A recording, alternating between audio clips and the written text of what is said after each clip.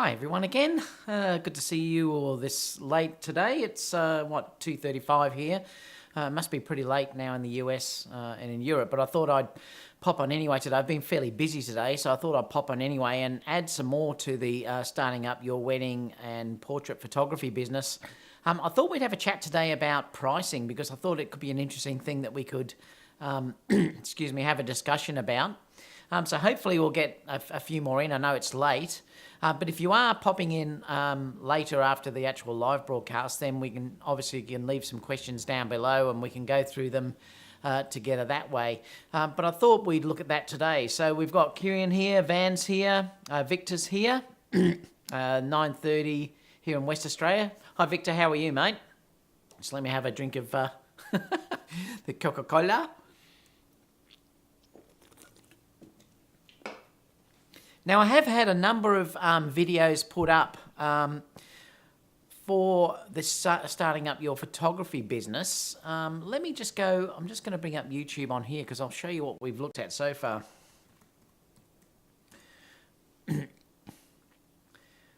Because I want to actually show you what I've already put on. If we look here, I've actually got a playlist that I've actually set in this area where we're talking about, and it's actually going from things like how to find and contact models, building your photography video portfolio, setting up your business name and your logo. We've also said when is it time to start your wedding and portrait photography business, videography for beginners, tripods, light stands. So I've gone through all the hardware basically that you need to use. Camera holding systems, what I use to hold the cameras when I'm doing weddings and shoots. We've also gone through flash and strobe modifiers for wedding and portraits. Another one there which was flash and continuous lighting that I use, and camera bodies, etc. that I'm using as well, and how to run and start a successful wedding and portrait business. So that's where it starts, and if you go through the whole thing, you can see that there's a number of videos that I've now added into this series that I've been setting up for you guys. So I'm hoping to, make this as helpful as it can be for people that are trying to set up their wedding and portrait photography business. So I thought today we'd move on and look at pricing and how that's basically set up and just give you some ideas. I'll also show you through my website to show you where my pricing is and how that sort of shows as well, and what I actually charge. Vic says Suzy looks sober tonight. Yeah, hopefully she won't fall off, Vic. She had a nasty fall in the last video. I cut that all out because it was just too much mucking around and I wanted to get to the topic that was there. But we had a bit of fun with Suzy. So I thought we'd do that today. So obviously if you've got any questions too, you can throw them in to me as well, and we can discuss that together. And like I said, if you're not watching this live because it is late for most of you guys, we'll look at that in the questions down below. So basically what I thought I'd do is, I've had that many people say to me, well, how do you work out pricing and stuff like that? And so I found a couple of sites that might be interesting for you, and I'll put them in the comment box down below that you can have a read of, just to give you an idea of how that pricing, they think the pricing should be worked. And then I'll show you onto my website how I've got that set up. Now, I will be showing you eventually how to build all this website, or how my website's built and the software that I use and things like that as well. They're going to be coming up in upcoming episodes. But I thought we'd just start at pricing today because it's hard to actually start your business until you work out what your pricing is. BMCP said, hi David, couldn't sleep, 12:45 a.m. here in Canada. Well, nice of you to be watching. So let's go over and look at a couple of sites that I've found. I'm just going to get rid of this for the moment. And let's bring up the two that I think are worthwhile looking at. Now, like I said, I'll put these links down for you below. Just let me move me out the way up there somewhere. So this is Format Magazine. Excuse me while I have the bit of nectar. So this is Format Magazine's, and it's a beginner's guide to pricing your photography. This is made in 2015, but it's as relevant today. Well, it's the end of 2015 that it was actually made. But it's a really good article that I've found that sort of takes you through everything. And it's just wondering how much you should charge for my photography and stuff like that. Now, remember, we've already gone about how you build your portfolio and things like that in the previous things. Remember, you're going to have to build your portfolio before you're going to ask for this type of money, because you really have to have something to offer. So don't be showing or setting your prices really until you've worked out exactly the style that you're going to be shooting and you've got a decent portfolio to back up what you're trying to sell. If you haven't got a decent portfolio, well, then you're not going to be able to actually sell anything. Just let me reduce my pic here a bit. I'm going to crop it in just a bit. Lovely. All right, so this site basically takes you through the whole lot, and it sort of talks about if you're starting as a hobby and things like that. I'm not going to read the whole thing because I want you guys to have a look at the links. Just let me check what's here. G'day, Ben. How you going? And it's Nisqually Dave, I think. Is that Dave? How do you also sell your landscape work? Well, look, I do have landscape work, but mostly landscape work's for me. I have never, and I'll be honest, I've never sold any landscape work. Oh, yes, I have. I've actually sold a few pieces that were used for the town that I live in, actually. I sold to a big advertising agency who wanted to set up a large housing estate, and they purchased some images of mine that were of the Avenue of Honour that I actually photographed in a couple of other areas. Apart from that, I've never actually sold much landscape work at all. I've never really tried to. Even though I think I have really some beautiful landscapes, I've never actually ever tried to sell them. So it's just been an area that I've just taken for my love of photographing it. It's also a very, very hard thing to make money on. I have sold a few prints and stuff like that when I go into art shows and things like that. I've sold framed prints, but that's about all I've sort of done with selling landscape work. It's a very hard market to actually make a lot of money in. So I can't talk to you much about that because it's not really an area that I've worked at because I've done so little of it, and I only do it when I travel. But I'm more into the portraits and things like that, and weddings and things like that, and model work. So back to this article. It takes you through things that you've got to try and work out how you cost things. And this is working out. Now, remember, this is going to be a little bit different for everyone depending on what your costs are going to be, but it gives you an idea about how you're going to initially work out your cost. And it's saying that you have to look at the cost of materials, the cost of the labour, overhead equals total cost. And then it's total cost plus desired profit equals your final sale price. So this gives you an idea about what you can actually do to work out what your sales price is going to be. Now, remember, this is only going to be a guide, and I'll take you through what they're sort of saying in a second about how this is sort of set up. But what they're saying here is that it gives you a list about how you go about the cost of materials to produce your final products, and that's things like prints and photo books, etc. So they're the hard costs. So you're going to have to work out what that pricing is. Now, sometimes that's a hard thing to get, but what you'll have to do is you need to register yourself as a business. Now, we've also talked about that before. I have an ABN number here in Australia.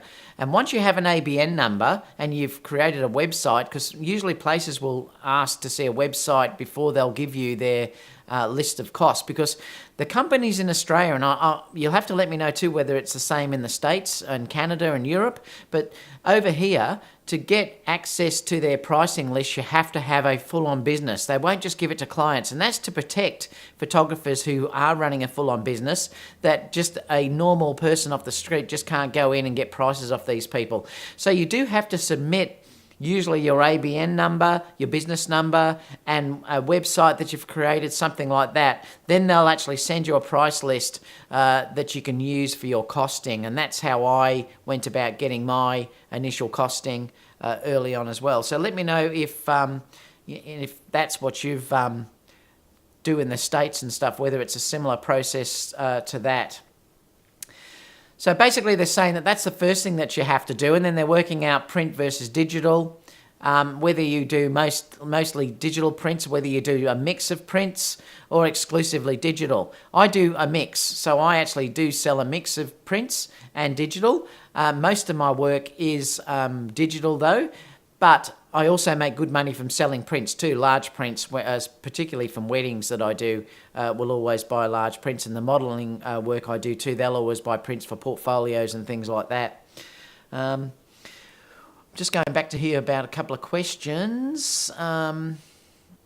Dave said, got it, thanks, love your videos. Thanks, mate, thanks for watching. Kieran said, was thinking about buying the 100 to 400, but it's over 1700. I know, look, great lens. I mean, I would love that. I don't do much birding, but I'd love that too. But we'll talk about that near the end if we can, Kieran.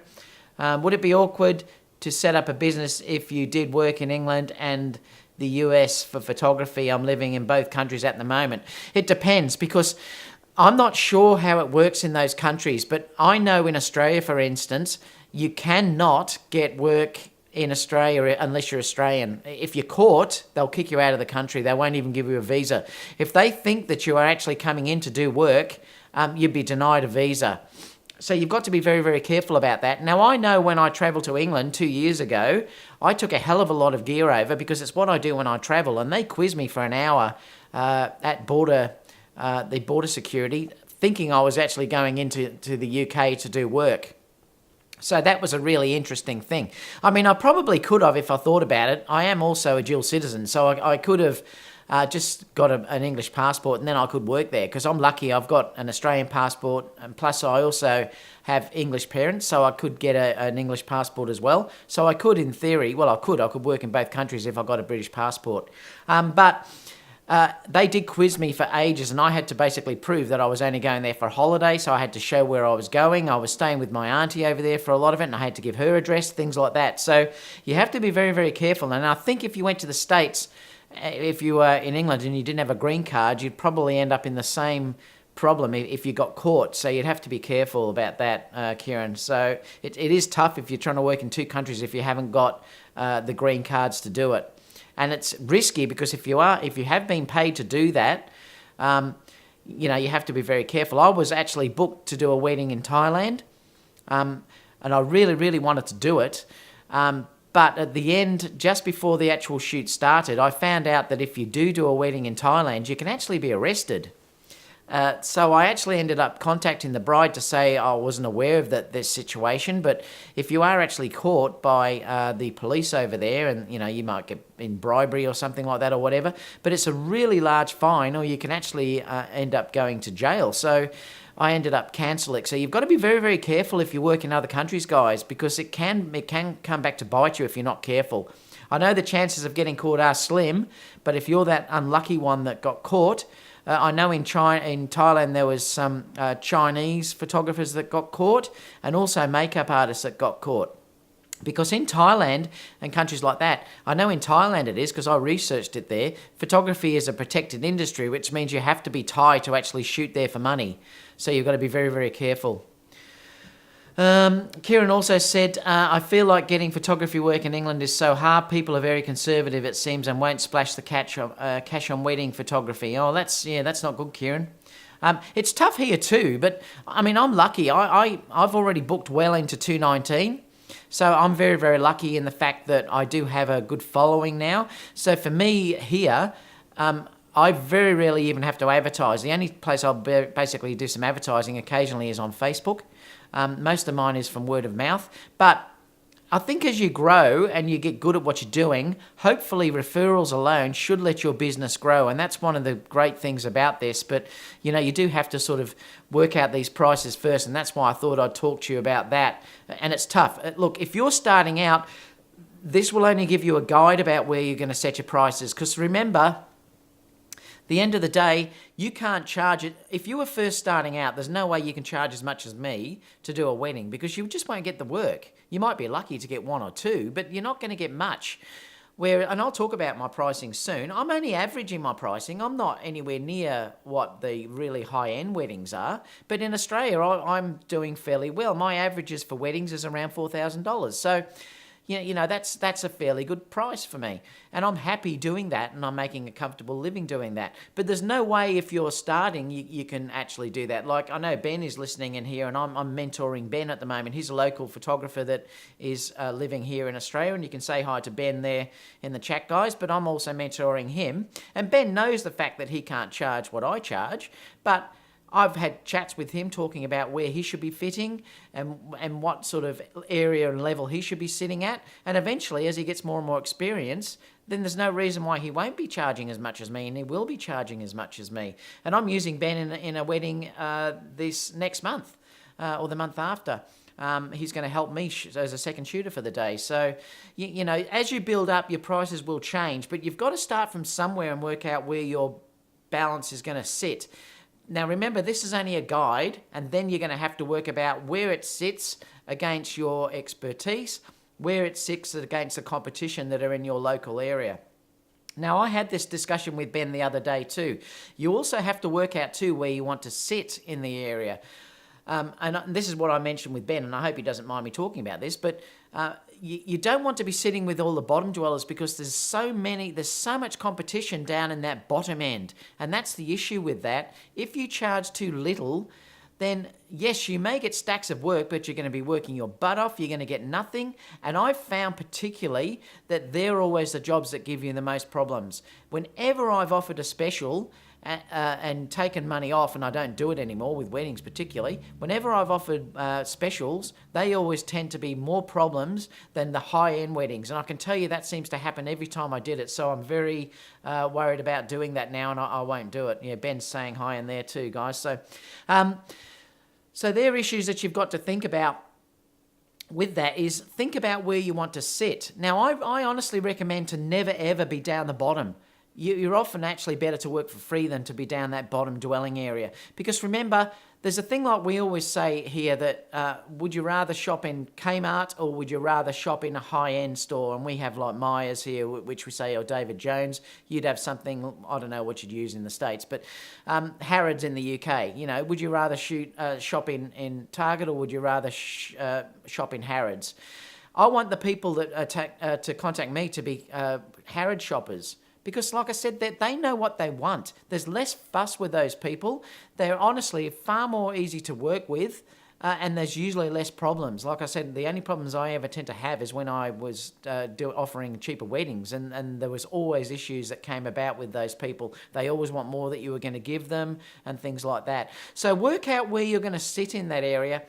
And sometimes I think you're better off to charge a little bit more, get less work, but you're still making the same money. And that's what I was saying to Ben the other day, that, raise yourself a little bit to what you think you're worth. If you still get, for instance, if you upped your prices by 50% and you only get half the amount of work, you're still making the same money. So I hope that makes sense to you, but you still have to be able to get work. And that's the important thing about doing this.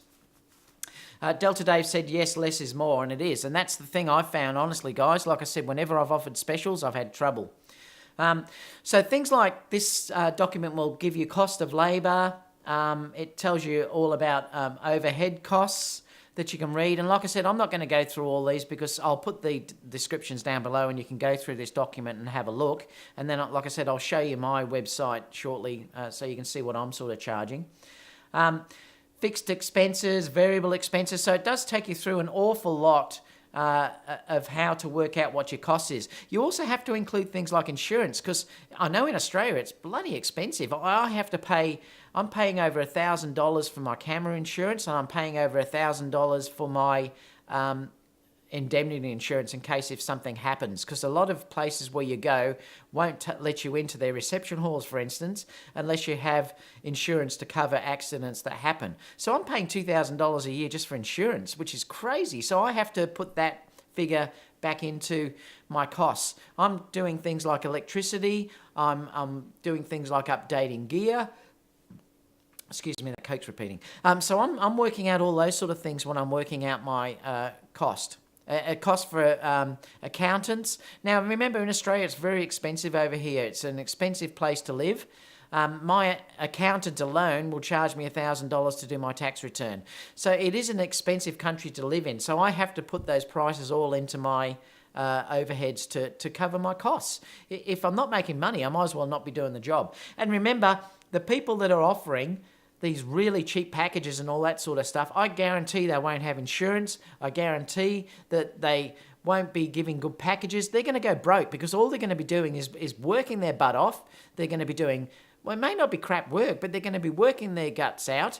They're going to get sick of doing what they're doing and they won't last. You see it all the time. They just disappear. We call them in Australia like mums with cameras. There's 20 million of them photographing babies, and that's particularly why I don't do babies in that respect. Look, I don't like doing them anyway, but it's such a competitive market that there's 20,000 people offering 100 images for, $100, which is just crazy. So look for where you want to target your market. Bonus, get the lowdown on your competitors, things like that. How much should you charge for an 8x10 print? This is interesting. So they're saying that 60% of the people that they interviewed charge $0 to $50, 33% charge $51 to $100, and 7% charge $7 to $100. Now, there's other aspects as well here. If you own a studio, well, then obviously you're going to have to charge a lot more than if you own if you're paying for rent for a studio, you'd have to charge a lot more because you've got to cover costs. I'm lucky that my studio has been built purposely and it's built in my back garden, and it's quite a big one. But I don't have to pay charges for that now, so I don't have to pass those costs on. So naturally, my print prices is going to be cheaper than if I had a property that I had to rent for a studio. So that's another thing that you have to consider as well, as if you're paying for rent for your business startup. So they're things as well that you actually have to do. So they're saying here that 60% charge $0 to $50 and 33% charge $51 to $100. Well, I'm in that 60% because I charge for 8x10 prints. I charge $45, so it's pretty close to being in that, well, it is in that range, that 60% range. And I just sort of build my things around that. Like if I'm offering a 5x7 print, I'll charge $20 for that print. A 6x4 will be 20, and then it jumps to that 45 for an 8x12, and then it jumps up to, being like posters behind, which you can't see at the moment, but then they're obviously a few $100s. So it depends on what size that you actually do. I also offer canvases, which I'll show you.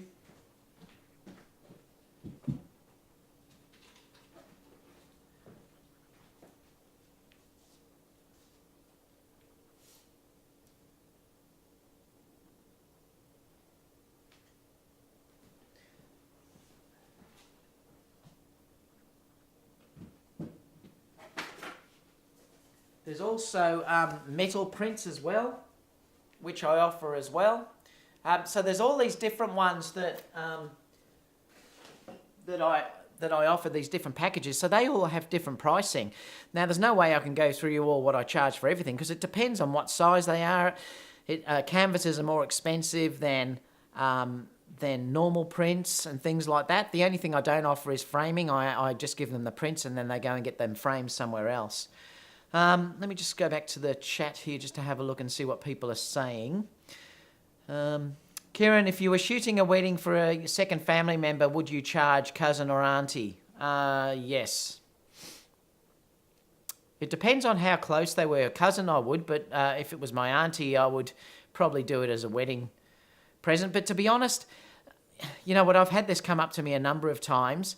I usually will refuse to do them because I want to be there as a guest. If I'm going to be invited as a normal guest, I won't shoot the wedding. And this has happened to me 3 times where family members have wanted me to shoot weddings and I was going to be invited as a guest. Now, because I'm going to be invited as a guest, I don't want to do the wedding, so I'll usually refuse to do it. But if you were, say, a cousin or something like that, I would charge them something. I'd just give them a decent discount. I mean, I'd do it for a lot less than what I normally would do it for. An auntie, I'd want to be going to the wedding. So, it's hard to actually say. Jim said, wow, awesome. Thanks, Jim. Kieran said, they're amazing. Ben said, who do you print through? I use now Digital Works, Ben. So, it also depends too. The canvases, I'm using a company called Canvas This, which is another company. I mean, this isn't going to be relative to you if you're not in Australia, but I'm using Digital Works for my prints here in Australia, and I'm using Canvas this for the canvases. But there's a million places you can go to. But again, you have to be registered to get that business, that price list through. So they're sort of showing prices that you can sort of charge for your prints. Now I'm going to take you through this other document as well, because this one is from Petapixel.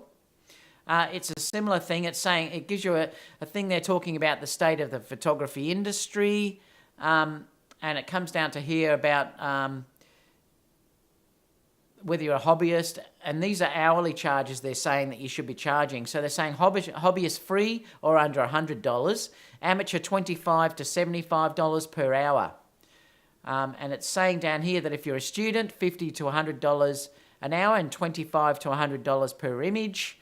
Semi-pro is $50 to $150 per hour. Now, when you're talking about digital images, I'm charging $60 per digital image. So that's what I'm charging for a digital image that someone will purchase from me. So if I did a shoot, I'll give them that for $60. Now, that's not a commercial license, though. That's only a license to do a print for someone that wants to do a normal print off or something like that, or share it. If it's commercial, I'll negotiate with them. They would have to contact me, and then I'll ask what it's actually for, and then there'd be a agreement that would have to come to. And like I said, that one that I did for the Bacchus Marsh here was hundreds of dollars. So it depends on what they actually want to do it. So if it is a commercial shoot, I'm not going to sell it for $60. And also, my digital files are sized as well. They're actually sized to 8 by 12. So if they want to print any larger than that, they have to come back through me. And I do that deliberately, because if they're going to buy that poster that you just saw before, I don't want them going to some cheap place and putting that on their wall, because that's my name that's actually out there. So I want it to be beautiful. So they have to then come back through me. And they know that. That's also written in the contract, that if you're going to put a gorgeous print on the wall that represents my branding, it has to be done through me, because I know it's color corrected, I know it's calibrated correctly, I know that the colors are going to come out right. When I first started out initially, I didn't do that, and I used to see things on some walls and they were just terrible. The colors were awful, and that was my name, so I no longer allow it. So if they do buy a digital file from me, they're sized to 8 by 12. Delta Dave said most low-end clients don't value your labour anyway, and that's true, Dave. I agree with you. That was one of the issues, I think. It is a true fact. They're saying professionals should charge $75 to $250 per hour and $75 to $250 per image. And like I said, I'm charging $60 per image, but they're res down, so they're not the full res image. It would be hundreds if they want one that's a full res image. And they never would be able to buy that image until they've sort of got, like for instance with weddings, they have to get the full package off me before I would sell that. And I'll talk about my packages soon. And top professional, $200 to $500 per hour and $250 to $1,500 per image. They're talking about your top photographers there. So they're all interesting things that you can read. They're saying here the average wedding photography is $1,700 to $3,500. Beginners might only charge $500, while top destination pros command well over $10,000 to get started. Senior portrait photography, they charge $125 to $300. This rate depends on factors such as number of locations, changes of clothes, etc. We don't do senior portrait photography here in Australia. That tends to be just a US thing, I think. I don't think that's even in the UK. Let me know anyone from the UK. I don't think England does senior portraits. I think that's solely a US thing. But we do model work and stuff like that, but we don't do senior kids that have just left school. Local website photography, $25 to $150 per hour. So these are all interesting things that you can look at. Again, this goes how to figure out your photography pricing. How much do you wish to earn each year? How much are the... I'm not showing you, am I? Let me just scroll back through this again, what this is showing, just so you can see that it had the student at $50 to $100 per hour, semi-pros $50 to $150 per hour, professional, it was, let me just move my thing, professional $75 to $250 per hour, and it's $75 to $250 per image, and the top professionals are $200 to $500 an hour, and it's $250 to $1,500 per image. Let's scroll down. It's also saying in here that, there you go, wedding photography was $1,700 to $3,500, and senior portrait was $125 to $300. And like I said, I'll go through my costing soon so you can sort of see that. Local website photography is $25 to $150 per hour. Now, this was the bit where it was saying about pricing your photography and how you figure it out by things like how much you want to earn a year, how much are your annual business expenses, and that's why I'm saying you've got to include everything when you're working that out. Your marketing budget, and how many days will I likely work in the year. So I'm not going to go through all of these because you can work it out yourself by having a read of this article. And I think the average, I think they're saying, so if you plan to make $50,000 next year as a photographer, I recommend you spend at least $5,500 on marketing. Well, I haven't done that, but I'm established. So you are going to have to spend something if you're starting up. But you've got to be careful because it can be really dead money. Like I said, Facebook and stuff like that just doesn't seem to get the marketing through. Sometimes you may be better off to pay for a model and shoot that model and photograph her and use that in your portfolio than you would be to spend money on advertising. And that's just what I believe, because the image speaks for itself. And share that like crazy. Get the model to share that. And we've talked about that before. I'm going to Google because I'm just curious to know. Let's go and see what the average photographer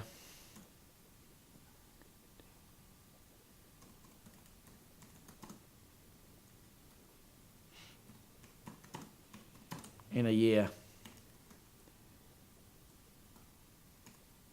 Let's see what it is.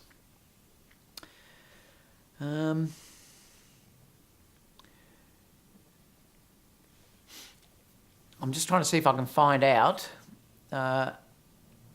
what the average earnings is, because it probably isn't that much. They're saying here, now is this the US? It probably is. Average US salary is $31,000. Hourly wage in the United States. Photographers earn a medium hourly wage of 15.2 for hourly wages. Hourly wages typically start from 9.06 and go up to 34.71. The average photographer yearly salary in the United States is $31,710. Salaries typically start from $18,850, which is pretty low. Like that's a very low wage here in Australia. But like I said, our standard of living for wages is probably it's pretty high because we're paid a lot more, but then our costs are a lot more. Like I said, an average house now in Australia near Melbourne is $1 million. So it's all relative in sort of how much you're actually earning. But they're saying there that photographers earn a medium hourly wage of 15.24, and so the average is $31,710 per year. Now remember, that's the average, so that's taking over everyone. I just want to see down here. So they're saying top end photographer earnings. So Jim's saying 31 is poverty level. Yeah, so Jim, that's interesting, isn't it? So they're saying in here that the average photographer is basically poverty level. What's your average wage, Jim? Can you let me know what the rough average wage will be, a reasonable wage in the US? Just so I know. Here in Australia, a decent wage would be $50,000 as sort of a minimum type wage. Average photography salaries in the United States were 31. Well, let's go down here again. I want to see what they've got to say about that. Jim will let me know what the wage is. So they're saying top end photographers earn $34.71 per hour, and they're earning $72,000 per year. So that's the highest end earnings. That seems a bit low to me. Again, that's a general rule. I'm sure there's a lot of earning way over that, but that's what they're saying there is if you're doing well in photography in the USA, that $72,000 is a good wage. So let me know, guys, whether you think that is a really good wage in the USA. I'd like to know that. Senior photographers are earning $48,600. Experienced photographers are earning $31,000. Junior are $22,000, and starting photographers are earning $18,850. So that's really interesting as well in itself. How that those wages actually come through. And you're probably finding that over time, if you notice too, from 210 to 215, it hasn't grown much at all. It's been very stagnant, which is also really interesting as well. So things just aren't growing as well. And there's a stack of stuff too that you can find there about wages. I'll link this in the description box below too, guys, so that you can read this as well yourselves, because I think you might find that it's really interesting to go through this. That's quite interesting. They're saying there that there's 124,000 photographers in the USA, and it's 3.1% growth over the next 10 years. So there you go. I'll tag that in you as well. So let me show you too how mine works out, just so you can sort of see. I'll just go to Osler Images. Now I'm going to take you through how this website's built and stuff like that eventually, guys. So, but I just thought that I'd show you just some of the costing. That probably would be gross, Dave, I reckon. 72,000 would be gross. It's not net. Yeah, I'm sure that would be the net wage. For sure. Let me just go to shop. So you can sort of see here that I've got a couple of things that I've got in here. Now, I do run some workshops. Just let me check down here what Jim's saying. Medium income for master's degree in the USA is 78K. Okay, well, thanks for that. 78K. So would 78K be a very good wage, Jim, would it? I know, like I said, I was doing teaching here in Australia, and I was over $100,000 for just being a teacher here in Australia. So it sort of gives you an idea about where you can be with our money here in Australia. It'll give you a guide about where we sort of sit. My photography business will do over $100,000, well over $100,000 a year. But like I said, it's different comparing Australia to what it would be, say, in the USA or the UK. But if you look at this, there's a couple of things that I offer there, which is $189. These are for workshops that I offer. These are one-day workshops that I offer. BMCP said earn $24 an hour as a welder, no gear required. Okay, I'll bring up these. I should do a career test on that previous page to see if I could be a photographer. I love it. I'll bring your questions up in a minute, guys, and we can have a look together. Then you'll notice that I have location settings. So these are the things that I'm offering. The maternity package, I'm going to actually take out because I don't want to do the pregnancy anymore. I will do a maternity shoot, but I don't want to do pregnancy. And that included a year's photography of the baby, and it was one session every few months. So it included the pregnancy. It included, well, let me open up and I'll show you what that actually included. It actually included maternity in the baby's first year. So it's $700, and then it was plus 10% GST. So it was $770. The maternity at 34 weeks. Then there was a newborn session, 6-month session, and then a first birthday. And included in that, they got 5 by 7 prints and one 8 by 12 print only on the first session. Now, like I said, I'm going to get rid of that, and it'll only have probably a maternity shoot because I don't want to be doing those baby shoots anymore. But for instance, this location package that I've got in here, I'm charging $450 for an hour session. Let me just open it up and I'll show you what they get. Oh, nothing came up. Oh, it's down here. All right. So this one here, let me just see if I can scroll down. I have to go up a little bit.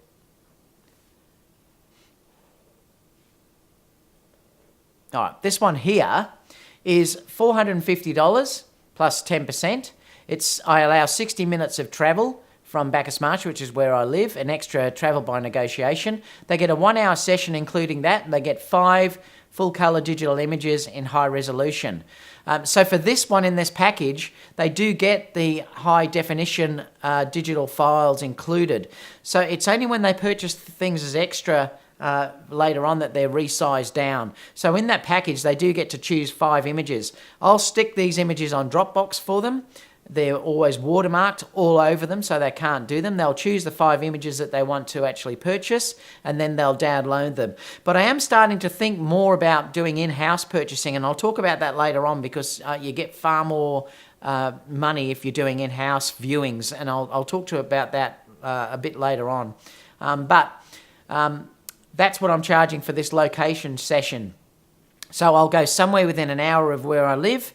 I'll do an hour's session with them. They'll get 5 images on a Dropbox that will be sent to them. So that's that one that's done. I also have the studio. I have a model portfolio package. Now, I do this deliberately to show how models can build a portfolio. So these are 90% of what you see on YouTube, 99% of what you'll see on YouTube. They've bought this model portfolio where they're getting, it's a 60-minute session, and they get 5 fully retouched images from that image as well. So this is cheaper than just doing a family portrait or a studio session. This is only for models to actually build their portfolio. So I'm charging $250 for that thing. So all the models that you sort of see on YouTube that I'm actually shooting have usually chosen this package, because people always say, do I pay for models? And no, I don't. They're usually paying for these packages. So that gives you an idea about what they'll get for that package. There's another one here.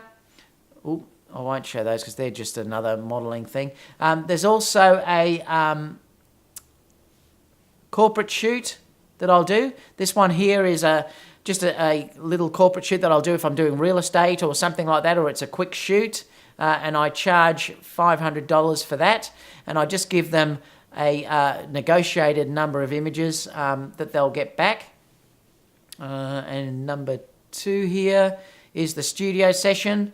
It's a little bit cheaper than the location session, because I wanted, basically, there's no travel involved. So again, for this session, it's a 1-hour shoot in my studio, and they'll get 5 full color images again in high resolution.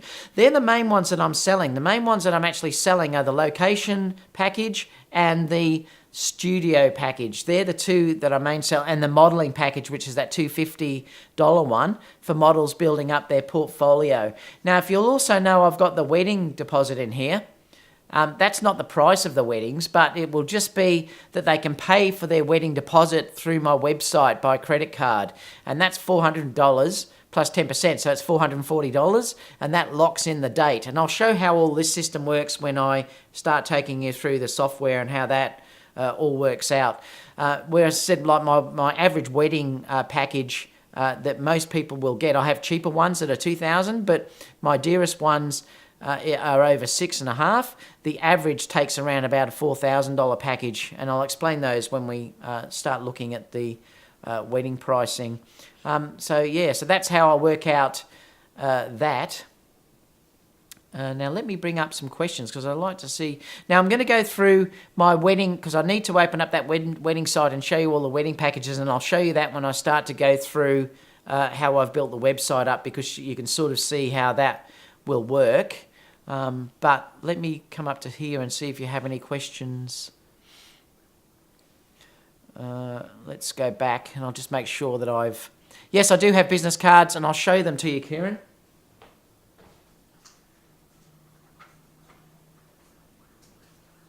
I'm using a company. I'll just click off this so that I can show you. I'm using a company called Moo. They're an English company, actually, and I just buy stacks of them. They're moo.com. So if you wanted to get really beautiful cards, I would really recommend Moo. I'm not sponsored by them. They're just really good. They're in England. I send them off. You can choose. The great thing is you can have up to 50 images, I think. I can't remember how many it was. But you just upload all the images to moo.com, and then they'll send them back printed. So all of these images, they all have different pictures on them. And on the back, again, I've just got my, let me just see if I can get this to not be so bright. I've just got my logo on there, and then it's got all of my social networking sites listed on there as well. But I love it because, that every card you hand out is different, and everyone gets a real kick out of that. These are the matte ones. My old ones, which are over here, were also done through Moo, but they have a gloss colour on these ones, whereas these ones are a matte. And I actually really like the matte. I prefer the matte finish rather than the glossy ones. So yeah, so they're the cards that I'm using, Kieran, at the moment.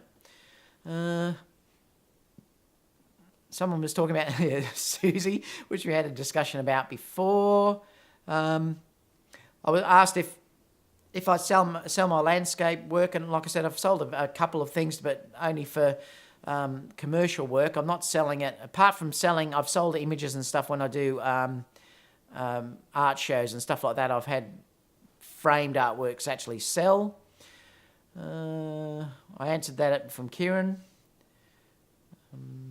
He said about feeling like getting photography work in England is hard, and it's hard everywhere, Kieran. So don't get frustrated. You have to take your time, and eventually, trust me, if you work hard enough, work will come. So you really do have to just keep working at it. And like I said, start to hire models and use them. I know it's expensive, but you should be able to get a fairly good model for $100 or something. I mean, I know here you can here for around $150.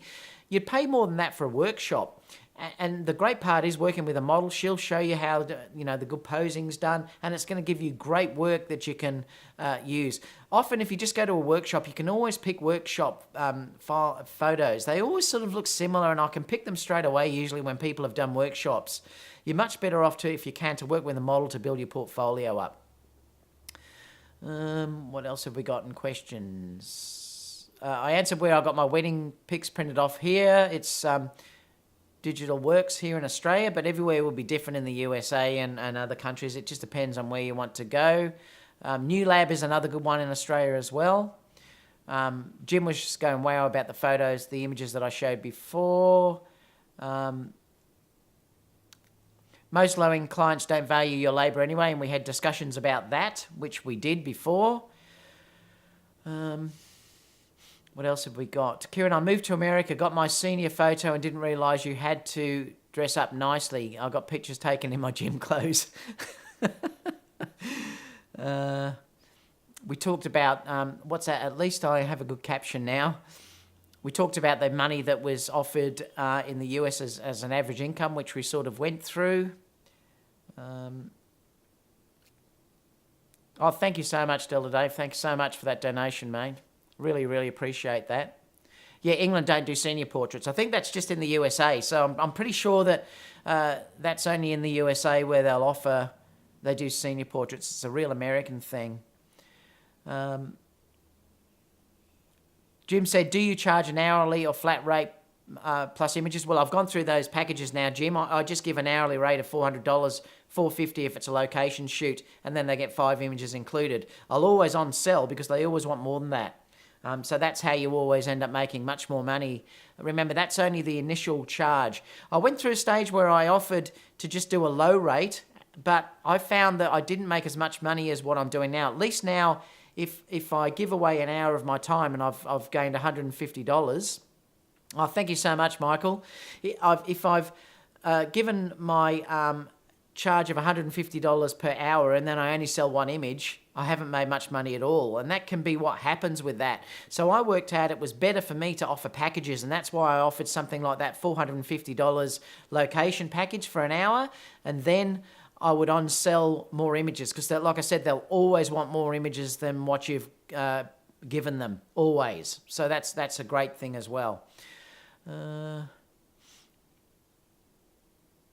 else have we got here?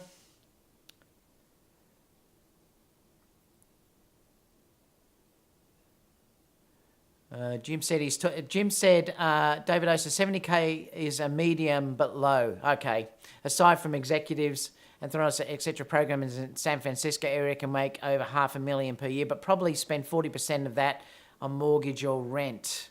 Okay, well that's interesting, Jim. Did you make your own website? I'm using WordPress, and I'll take you all through that. So I'm going to show you how that's all done. I'm just using WordPress for that Osler Images site, and my portfolio is on 500px. But I'll show you everything how I've done all this, so you'll be able to see it in future upcoming episodes, guys. So I'll take you through everything how that's all set up, because I'd love to show you how it's done. BMP said, high school teachers here in Canada with the same experience as you, Dave, 20 years, 100,000. So that's similar in Canada then, yeah. So that's a similar price to what we're getting there. Finally got your live show. Hello from snowy Tassie, Dave. Where do you recommend lab printing in Australia who are consistent? Like I said, I use Digital Works and New Lab are both good, Dave. So if you wanted to use both of those, they're both fantastic. Kieran said, thanks a lot, mate. No worries. Delta Dave said, I have Moo Cards, love them. Yeah, Moo is great. Moo is fantastic. I think I got those cards within about 2 weeks, and that's sending them from here in Australia over to moo.com. They're really, really good because, like I said, you can upload multiple different cards. Like when you're doing these, like if you look at them, if we go through them, you'll sort of see that, as we look, all of these are all different. So they're all different cards that I'm grabbing. So it's a great way of doing something, and it's beautiful because you can give out different cards all the time. Now I've deliberately set up one for weddings, so I've got wedding images, and then I've done another one for modelling work because that's both where my work comes from. It's either weddings or it's from the models that I actually photograph. So I've got a model set of these cards, and I also have a wedding set of these cards. But great, and I think it was only $150 or something Australian, and I got, I can't remember, hundreds. I got a lot, so it was great. Really, really great place, Moo Cards, moo.com. So very, very easy to remember. And like I said, I don't get anything from them at all. I just think they're a great service. And they have some amazing thick cards. I'd love to get some really, really nice ones for special things where they have really, really thick cards that I think they would look stunning. So I may get a few of them eventually so that I can hand them out to someone like it was a real high-end wedding or something like that. Michael said, hey everyone, hope you guys are well. Nice to see you in here, Michael, and thank you so much for your donation as well as Delta Dave. Really appreciate that, guys. Really do. What else have we got? Thanks so much. Where do you go about finding models? Well, I don't have to, Kieran. They find me. I'm very, very lucky, like I said, now that I've got a fairly good name, that they actually find me. It's really important to use things like sharing on Instagram and things like that, because the more that you share socially, remember, they will then come and find you, and that's the beauty of that. Look, when you're starting out, you're not going to have that benefit or that option. This is why I'm saying one of the best things you can probably do is hire a model. I know you may be scared, but you tell the model that in the first place. They're not going to give a hoot as long as they're being paid. And then make sure you sign a model release, and I'll take you all through model releases and stuff as well. I'll show you how I do all that. But if you do that, you're going to learn far more than you will with anything else, and you're going to have great images to share on your portfolio. And then as you build up a bit of experience, you can then work with makeup artists, you can work with stylists, things like that, offer your services. So you are going to have to work for free at the beginning. But eventually people will come to you if you're good at what you're doing. Dave Clark, Digital Works. Digital Works. Yes, Dave. Jim said, just started shooting senior high school photos. USA, $200 for 2.5 hours for 12 photos. I think that's too many photos, Jim, but that's I wouldn't be offering 12. Like I said, I only offer 5 in my packages. I think you're going to lose a lot of on-selling, but that you might find in the US that is the going rate, and then you're going to have to sit at that pricing. But other people who are in there that shoot portraits, let us know how many images that you offer, guys. But I think 12's too many. But that's just what I'm saying. I think I'd be offering 5. I took the jump. Vincent said, I took the jump from the A6 500 and bought the A7R2 for 2.5. Great price. Brand new with a G-Master 85. Wish me luck, David. I'm all in, and I have to make this business and not just a passion. And yes, you do, Vincent. Once you start spending money, you've got to get something back. Jim said, good luck. I agree. Kieran said, would you ever do a live stream on reviewing portfolios? Yeah, I may, Kieran, one day. I mean, look, the way YouTube is now going, I may end up having to do a Patreon because they're now trying to block a lot of the stuff that you're getting from when you put these images up, you can make money by number of views, and YouTube are now starting to block a lot of views for ad streams. So I may eventually have to start offering Patreon. That would be where I would do that if I did offer a Patreon that I could do those sort of things for people that were in that Patreon group. I could start reviewing portfolios and stuff like that. So you can let me know if that's something you'd all be interested in doing. What else? Michael said, David, what gimbal for the A9 with a heavy lens is best to use? I looked at a fantastic one today. Let me find it for you, Michael, because it looked fantastic. Now, it's dearer than a lot of them out there, but did you look at the one I had the other day? That it's been shipped, so I'm hoping to get that gimbal. I think Monday it's going to come to me, but let me just go to YouTube, because I'll tell you which one I recommend. I think it might be fantastic because it's also got that same feature of that lens that I was looking at. This one here, let me go over here. This Pilot Fly one, Michael, looks really, really interesting because, let me just bring it up where he shows it at the end. The beauty is with these, and this is the one that I was saying the other day, that it has a fantastic feature in the fact that it doesn't block your viewfinder at the back of the screen at the back of the screen, because that is 45 degrees down the bottom. Now, this is the Pilot Fly. Now, it's around about $1,000 US, so it's expensive, but this takes 2.2 kilos, I think. It's big, so you could easily fit an A9 on there. And that 2470, I think, would fit on this as well, because he was saying that you can fit a big Canon onto this thing as well. Let me just see. Let me go to this, because I'll just go to the website and show you.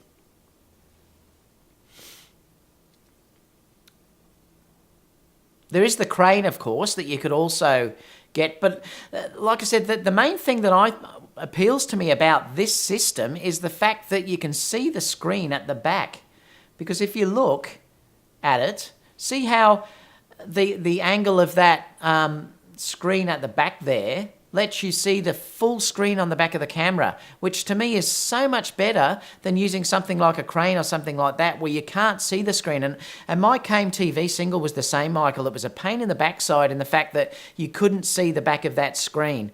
Whereas with this, you get the full total screen at the back. And also the features of this, the specifications, it takes, it's 2.2 kilograms, which I don't know what that is in pounds, but like I said, it's pretty big. And he was saying that you can fit a Canon on that camera as well. Or they were showing a Canon actually through here. I think that's a 5D. He said you can put a 5D Mark IV on there, so you would be able to definitely take the A9. That's the one I'd probably recommend, Michael, if you're thinking about a gimbal. Let me just bring up this. But that's a Pilot Fly, and it's called the H245. Let me have a look. What else said? One-handed, so I've showed that. Hiring a model with big Instagram followers was the best move that I've made. Yes, it is. Instagram is great, guys, if you're trying to share. Push Instagram like crazy. That's one thing I can say to you all, is you should be sharing something daily on Instagram. So make sure you do. Just keep shooting and keep posting. I'm even posting stuff that I've shot 5 years ago, because you know what? In those days, I never posted, and the work is still too nice not to share. So I'm going back to all of my older work, and I'm posting that on Instagram as well. So even though we're right in the middle of our off season here in Australia, which is quiet, I'm still posting work. Remember, the most important thing that you can do is to look like you're constantly busy. And that's why I'm always posting stuff all the time. I'm going back through old weddings. I'm going back through old work that I've done years ago and resharing that. There's no reason why you can't reshare it, because new eyes always see it again. Jim said, good night all. Thanks, David. No worries. Thanks, mate. Michael said £4, I think. Well, there you go. So that's pretty good, Michael. Like I said, I love that angle of that back. I think that's fantastic, because you can see the full screen on the back. And if you were using the A9 or even the A6500, you can use the touch screen then, because your hand can get to it to get focus or something, like if you wanted to make sure something was in focus.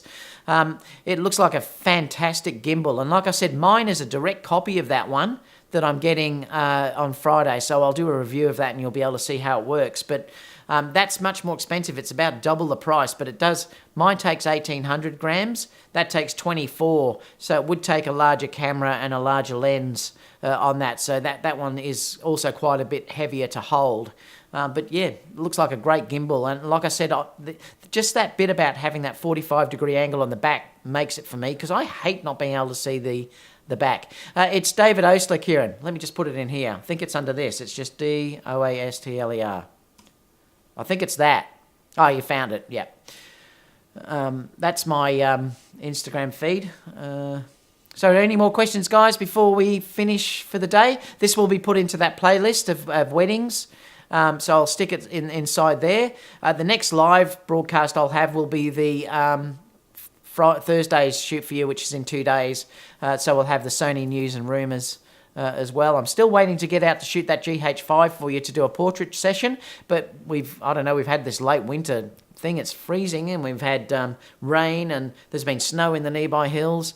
It's just been way too cold to get out, so I haven't been able to get out to do a shoot. I'm actually going to MovCon or something this weekend. It's the YouTube seminars or something in Melbourne, so I'm going to that all weekend, so I won't be able to shoot this weekend either, but I'll try and live broadcast from there. Ordered our own Suzy from Amazon. They're great.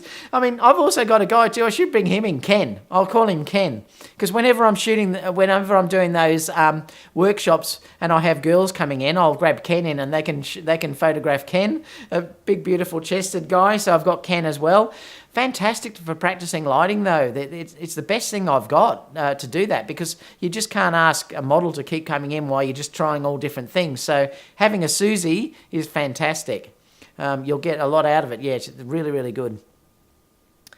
So Kieran just said, thanks, enjoyed your stream. Well, that's about it, guys, I think, because I don't think there's any other questions. So no last questions before we finish for the day. I didn't expect too many, because it's fairly late where all you guys are. Bedtime, we enjoy our time with you so much. Thanks, mate. Thanks so much for watching. Like I said, it means the world to me. Well, we might call it a day. So I'll see you all on your Thursday. It's our Friday here in Australia, if you wanted to watch it. I'll probably pop on around about 11 o'clock Australian time, which I think's around about 8 o'clock New York time and around 5 or something LA time. But you'll get the notification anyway, because I always try and put that notification up a couple of hours before. So you should be able to get that if you've subscribed and you've hit the bell icon. You should be able to see when I'm actually on. I'll have the Sony news and the latest rumours. And we'll carry on with this, setting up your wedding and photography business next week as well. Thanks so much for the donation, guys. Really appreciate that, Dave and Michael. I really, really appreciate it. And I'll see you all for the next broadcast in a couple of days. So catch you guys. And I'll let you know as soon as I get that gimbal. Like I said, I'll do a review of it and show you how that works. Because I know most of the people out there are using those other gimbals as well. So I'll let you know how it is for me. Always honest, guys. I'm always going to give you an honest opinion. So catch you, everyone. See you later. Good day.